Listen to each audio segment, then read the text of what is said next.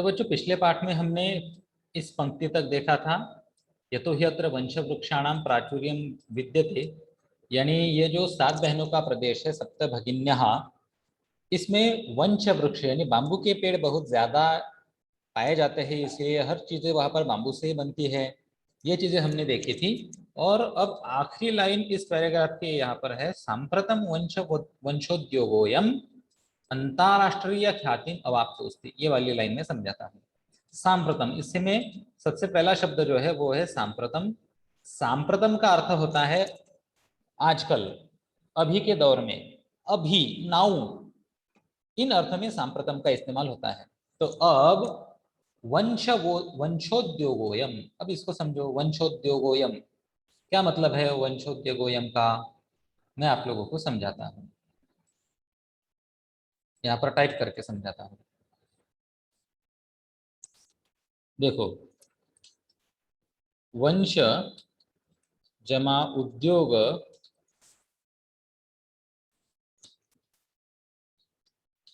जमा अयम, ये 3 शब्द है। ठीक, 3 शब्द समझ गए कौन कौन से हैं? वंश, उद्योग, अयम।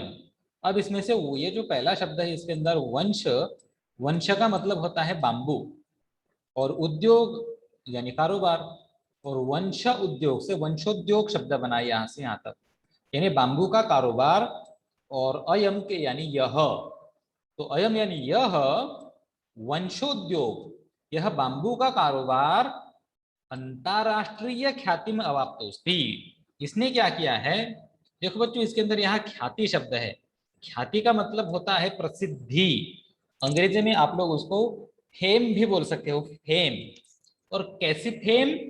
अंतरराष्ट्रीय ख्याति, यानी अंतरराष्ट्रीय यानी राष्ट्रों राष्ट्र में, हमारा राष्ट्र है भारत और दूसरे राष्ट्र पाकिस्तान, जर्मनी, नेदरलैंड्स, अमेरिका वगैरह, तो बाकी बाहरी दुनिया से यानी अंतरराष्ट्रीय तरीके पर, अंतरराष्ट्रीय तर्ज पर, तो अंतरराष्ट्रीय ख्यातिम यानी इंटरनेशनल फेम और अवाप्तोस्ति प्राप्त हो चुका है। यानी ये जो बांबू का उद्योग 7 बहनों के इन प्रदेशों में चलता है, इसकी प्रसिद्धि कहां तक है? अंतरराष्ट्रीय ख्याति यानी इंटरनेशनल, भारत से भी बाहर के प्रदेशों में इसकी ख्याति पहुंच चुकी है।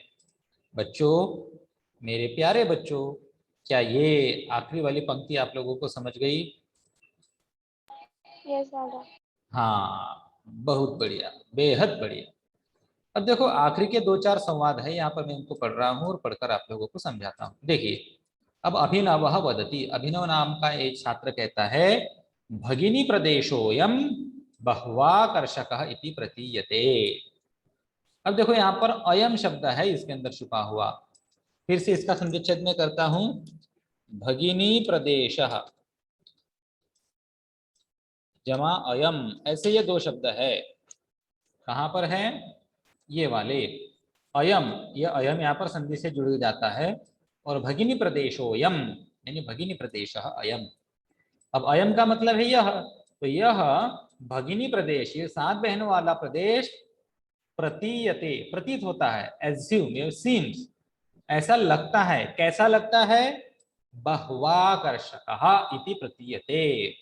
अब बह्वाकर्षकः इस शब्द को मुझे आप लोगों को समझाना पड़ेगा। इस शब्द को समझो कि ये जो भगिनी प्रदेश है, कौन सा वाला? ये भगिनी प्रदेश प्रतीयते प्रतीत होता है, लगता है। कैसा लगता है? बहुवाकर्षक। अब इसको समझो, बहुवाकर्षक का मतलब क्या है?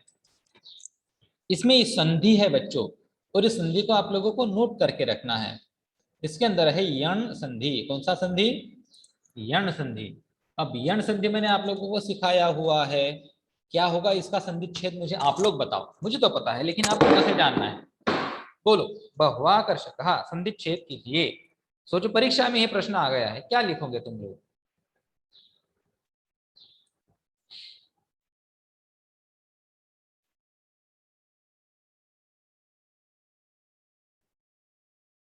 बोलो बोलो बोलो। याद नहीं, आता नहीं, समझा नहीं, दादा एक बार फिर से वो वर्ड को अच्छे से। देखो, बहुवाकर्षक, इसके अंदर संधि है, मैं समझाता हूं। बहु जमा आकर्षकः, ऐसा ये संधिच्छेद होता है। बहु यानी खूब और आकर्षक यानी आकर्षित करने वाला, खींचने वाला, अट्रैक्टिव। समझा अभी? The area of these 7 sisters is very attractive। अब समझा बच्चों अभिनव क्या कहना चाहता है? अब देखो बहुआकर्षक का यहाँ पर संधि कैसा हुआ, इसमें संधि हुआ हु प्लस आ, इन दोनों में। अब हु का मतलब क्या है? ह प्लस उ, और उ के बाद आया है आ। अब देखो यहाँ पर ये जो उ है, उ के बाद दूसरा स्वर आया है, तो इस स्थिति में यण संधि के नियम से उ की जगह पर व रिप्लेस होता है और आ एज इट इज। अब ह जमा व, और व को आ, वा। ऐसा यहाँ पर शब्द बनता है वहां। और बहुआकर्षक। बच्चों समझ गया ये शब्द कैसे बना? Any doubt? नो दादा। वो दादा। बहुत बढ़िया भाई, इसको ध्यान में रखो, चाहे तो आप लोग लिख भी सकते हो, स्क्रीनशॉट भी लेकर रख सकते हो। चलो आगे बढ़ाता हूं मैं। तो अभिनवः वदति, अभिनवः किं वदति? भगिनी प्रदेशोऽयं, ये 7 बहनों का प्रदेश बहुआकर्षकः, बहुत ज्यादा आकर्षक, बहुत अट्रैक्टिव है, इति प्रतीयते, ऐसा लगता है। अब उसके बाद ये सलीम नाम का कोई छात्र है, वो कहता है, सलीम वदति किम भ्रमणाय समी भगिनी प्रदेशोऽयं समीचीनः। अब देखो किम यानी क्या, और भ्रमणाय यानी घूमने के लिए। तो किम भ्रमणाय, क्या घूमने के लिए, भगिनी प्रदेशोऽयं समीचीनः, ये बहनों वाला प्रदेश समीचीन है। समीचीन का मतलब होता है ठीक, okay. Is it okay to go to travel there, ये भाव है सलीम का। क्या वहां पर जाना ठीक है, ओके है, कोई परेशानी तो नहीं है? और जैसे ही सलीम ये आइडिया निकालता है भगिनी ये 7 बहनों के प्रदेश में घूमने जाने के लिए, तो सब छात्र बोलते हैं, सर्वे छात्रा वदंती।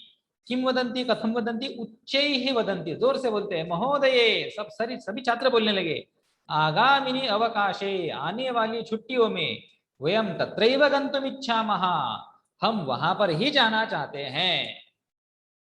बच्चों ये आखिरी ये पंक्ति आप लोगों को समझ गई? सभी बच्चों का कहना है, सभी छात्रों का कहना यह है, महोदये, मैडम जी, आगामिनी अवकाशे, आने वाली छुट्टियों में, वयम यानी हम, तत्रैव वहां पर ही, गंतुम इच्छामः जाना चाहते हैं। यहाँ पर तत्रैव में मृत्यु संधि मैं आप लोगों को पढ़ा चुका हूँ। अब उसके बाद स्वरा एक और चीज इसके अंदर बोलती है, भवत्यपि अस्माभिः सार्धं चलतु। अब देखो अस्माभिः सार्धम, अब अस्माभिः सार्धम यानी हमारे साथ, और चलतु यानी चलिए। अस्माभिः सार्धम चलतु, हमारे साथ चलिए, लेकिन कौन चलिए? भवत्यपि। अब भवत्यपि को समझो, इसके अंदर भी यण संधि है, भवती जमा अपि। अब इसमें ती जमा अ ऐसा संधि हो रहा है, ती अ, तो ती के अंदर ई है कि नहीं है? कौन सा ई है? टकला ई है कि शेंडी वाला ई है? बोलो। ती के अंदर बोलो बोलो बोलो, जल्दी बोलो। दादा दीर्घ। दीर्घ ई, दीर्घ ई प्लस अ। अब इस स्थिति में क्या होता है? यण संधि होता है। यण संधि क्या कहता है कि भाई ई के बाद अगर कोई दूसरा स्वर है तो ई की जगह य रिप्लेस करो, बाकी वाला अ एज इट इज रखो, तो य अ त्य बनता है। इसीलिए भवती अपि का भवत्यपि ऐसा शब्द बना।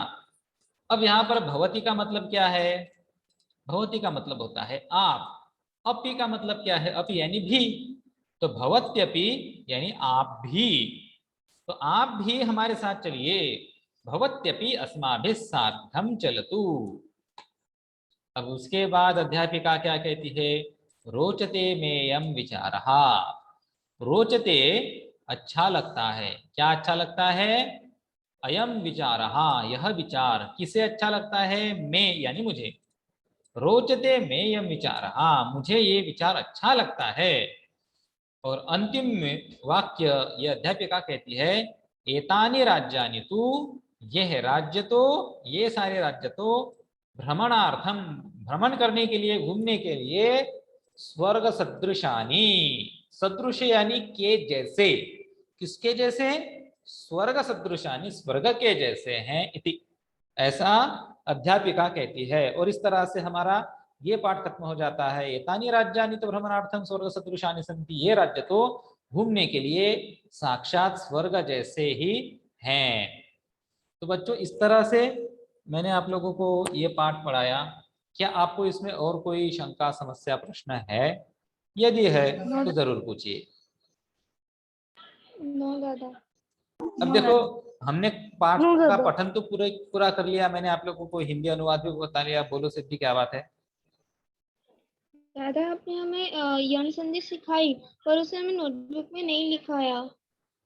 हाँ ठीक है, मैं उसका भी कुछ और ना कुछ आपने आप लोगों बोला को था दे कि आप सेंड करोगे, कि आपने पर सेंड मैं ही एक काम करता हूँ, मैं अभी सेंड करता हूँ, ठीक है। लेकिन उससे पहले आप लोगों को यहाँ पर इसमें कोई प्रॉब्लम है, इस लेसन में कोई शब्द अगर नहीं समझा होगा नो तो दादा। आप लोग जरूर मुझे प्रश्न पूछ कर अपना डाउट क्लियर करा सकते हो। हरिओम।